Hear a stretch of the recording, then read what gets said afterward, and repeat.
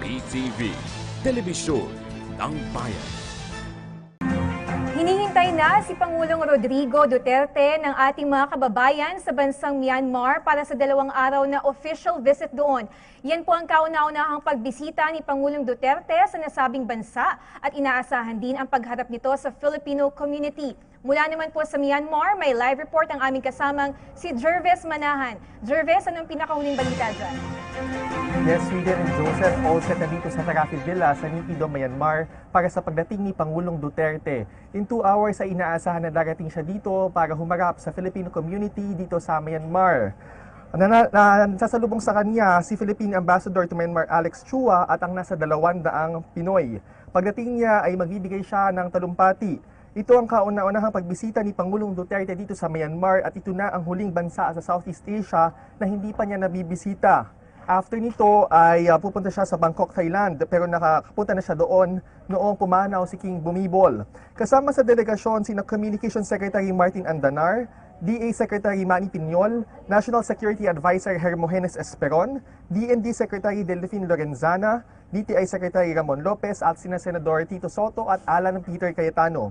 Ayon kay Ambassador Alex Chua ay mahalaga ang pagbisita ng Pangulo dito dahil ito ang magsisilbing culmination ng kanilang celebration ng 60th year ng Philippine and Myanmar bilateral relations.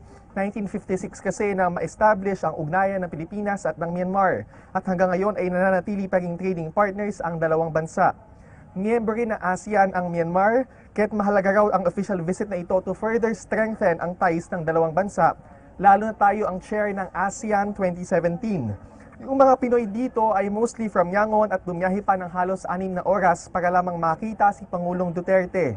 Overwhelming nga yung support ng Filipino community kay Pangulong Duterte dito at sa katunayan, noong tumatakbo pa lamang siya sa pagkapangulo ay nakakuha siya dito ng 56% ng mga boto. Bukas naman ay may courtesy call sa kanya ang mga Pinoy businessmen dito sa Myanmar. Bukas din ay pupunta siya sa Presidential Palace para sa isang bilateral meeting with Myanmar President U Tin-jo.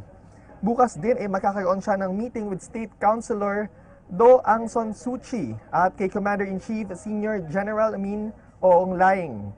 Inaasahan din bukas na malalagdaan ang Memorandum on Food Security. Bukas ng gabi, after nyan ay may nakahandang banquet para kay Pangulong Duterte at after noon ay lilipad na rin siya patungong Bangkok, Thailand. Yan muna ang latest mula dito sa Naypyidaw, Myanmar. Balik sa inyo, Sweden at Joseph.